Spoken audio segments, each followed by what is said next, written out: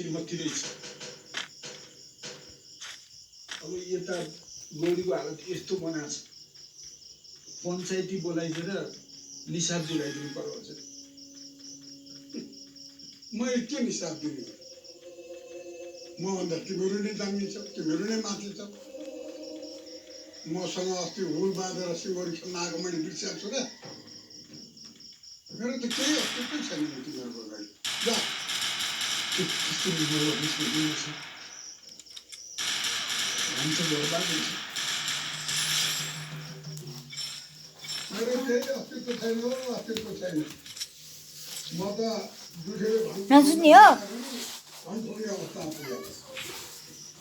त्यसो नभन्नुहोस् न जिम्मल साहब, गौरीको भविष्यको कुरा छ। भने त मैले म केही पनि गर्नु सक्दिनँ।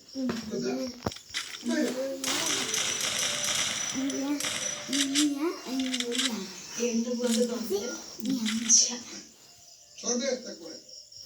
कसको छोरोले कसमा बिहा गर्छ, कसले कसको छोरीलाई पेट पकाउँछ, कसको छोरी चाहिँ कुन चाहिन्छमा पहिलो जान्छ, हामीलाई के भन्छ?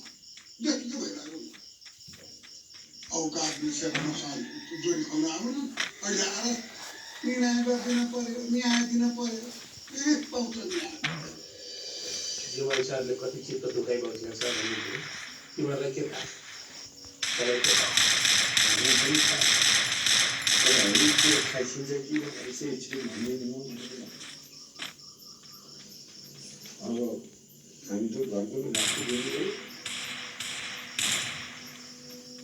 खै अब तपाईँ यसो भन्छ जिम्मल साहबले मानिसहरूलाई जस्तो लाग्दैन है मलाई। हेर भित्र त्यस्तो रहेछ। अस्ति त्यसलाई बचाउनु हुँदाखेरि खुब दुःख पायो। टाउनसम्म ज्यान दुखेर मर्नु भएको छ। त्यस्तो कुरा थाहा पाएको भए त त्यसलाई त छोडिदिनु हुन्थ्यो नि। बरु केटाहरूले मारे पनि मार्थ्यो।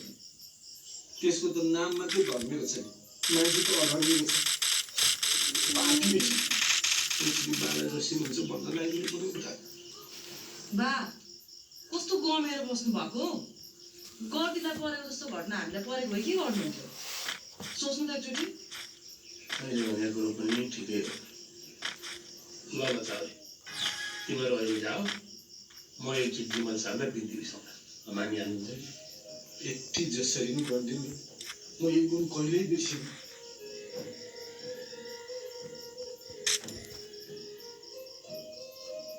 पैताला पनि राख्न नसक्नेहरूले मेरै आँगनमा आएर मलाई कथानाम भन्यो भने साह्रै चित्त दुखाइ बसिएको थियो जिम्मल साहबले। अब भन्न चाहिँ एकचोटि भन्छु, खोइ मान्नुहुन्छ मान्नुहुन्न। नमानेर कहाँ हुन्छ कि बा? फेरि तपाईँले भनेपछि मानिहाल्नुहुन्छ नि। यत्रो वर्षदेखिको सङ्गत छ, तपाईँले भनेको पनि मान्नु भएन भने त के साथ त? अब मान्ने ठाउँ राखेको छ नि त तिनीहरूले मान्नु। अब बाँच्दिनँ कहिले अब। म बाँचेर के पनि काम छैन। म त कहाँ गएर म झुन्डेर मर्दिन्छु। गौरी नानी के कुरा गर्नुभएको तपाईँले? यसरी हार खाएर पनि हुन्छ? के गरौँ त कहिले अब? त्यसको नाच्छ यहाँको अनि त्यसको ताल्दै गेलो भए म कसरी बाँच्ने? म बाँच्दिनँ अब। त्यस्तो मर्ने कुरा चाहिँ नभन्नुहोस् के गौरी नानी, हामी छौँ नि। अहिले रहेको बस्तीको सजाय पाउनु मन छ।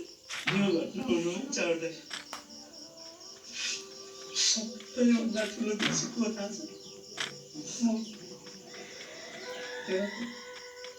पहिले त्यो काका चाहिँ नजिक हुँदाखेरि नजिक हुन नदिए भए भेट्न नदिए भए आज यो दिन देख्नु पर्थ्यो। मनमा पाप रहेछ। मलाई तपाईँले सम्झुँदैन, आफूसँग धिक्कार लाग्छ। त्यसो नभन्नु न चाहिँ के भएको? तपाईँको दोष छैन, कसैको पनि दोष